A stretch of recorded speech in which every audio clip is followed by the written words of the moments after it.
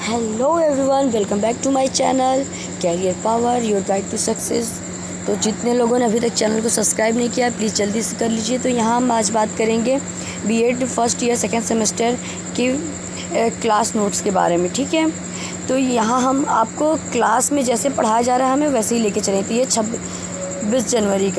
26 मई का 2022 का यानी कल का नोट्स है, तो मैं आज इसे अपलोड कर रही हूँ। इसमें लिखवाया गया है शैक्षिक लक्ष्यों का वर्गीकरण, ठीक है। क्लासिफिकेशंस ऑफ एजुकेशनल गोल्स, यह समस्त सीखने वाले व्यवहार में वांछित परिवर्तन के रूपों में 3 वर्गों में विभाजित किया गया है। पहला है ज्ञानात्मक क्षेत्र के उद्देश्य, ठीक है, कॉग्निटिव फील्ड। और दूसरा है भावात्मक क्षेत्र के उद्देश्य, इमोशनल फील्ड, एम्स। तीसरा है क्रियात्मक क्षेत्र के फील्ड यानी क्रियात्मक क्षेत्र के लक्ष्य यानी फंक्शनल फील्ड। इसमें लक्ष्य और उद्देश्य एक ही है, ठीक है। यहाँ बात करेंगे ब्लूम के ज्ञानात्मक क्षेत्र के उद्देश्यों का विस्तार क्षेत्र, ठीक है, यानी expanding Bloom's cognitive field objectives, ठीक है। इसमें पहला है आपका ज्ञान, नॉलेज। ब्लूम एवं उनके साथियों ने स्मृति स्तर के साक्ष्यों को शिक्षण तक सीमित रखा है, ठीक है। इसका संबंध पूर्व ज्ञान से है। पूर्व ज्ञान यानी बालक जो पहले से सीख के ज्ञान रख के आता है क्लास में, ठीक है। इसमें किसी पूर्व ज्ञान के विस्तृत क्षेत्र का किसी तथ्य से संपूर्ण सिद्धांत तक का प्रत्यास्मरण, पुनः स्मरण या पहचान आदि मानसिक क्रियाओं को सम्मिलित किया गया या सम्मिलित रहती हैं, ठीक है। पुनः स्मरण मतलब जैसे कि आपको पहाड़ा बचपन में याद कराया गया है, ठीक है।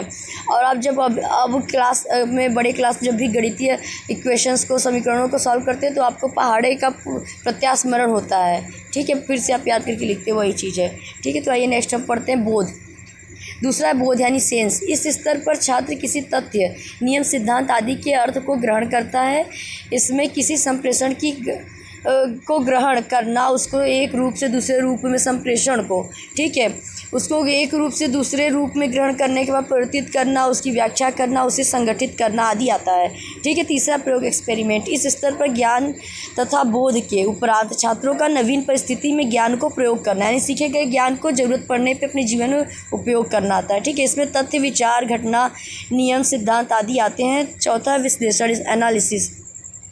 इस स्तर पर छात्र किसी सीखी गई पाठ्य वस्तु को उसके अंतर्निहित भागों या अंगों में विभाजित करता है तथा उसके मध्य संबंध स्थापित करता है। इसमें तथ्यों या संबंधों का विश्लेषण करना, उनके संबंध स्थापित करना आपस में, यानी छोटे छोटे भावों को समझना, उनमें संबंध स्थापित करना आता है, ठीक है। नेक्स्ट और लास्ट है आपका 5th सिंथेसिस,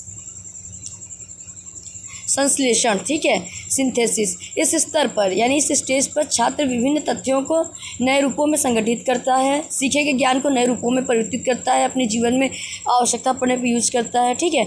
इसमें विभिन्न तथ्यों के विशेष संप्रेषण की उत्पत्ति द्वारा या किसी नवीन योजना की प्रस्तुति द्वारा या नवीन विविध तथ्यों के किसी अमूर्त रूप से संबंध खोजता यानी कल्पना करता है, ठीक है। जो चीज़ सामने नहीं उसके बारे में वो सोच विचार कर सकता है, ठीक है। इसे ही संज्ञानात्मक विकास के सिद्धांत में जीन पियाजे जी ने कहा है, जो 15+ के उम्र के लोग होते हैं उनके लिए, ठीक है। जो चीज़ सामने नहीं उसके बारे में भी वो कल्पना कर सकते हैं, ठीक है, अमूर्त चिंतन, ठीक है।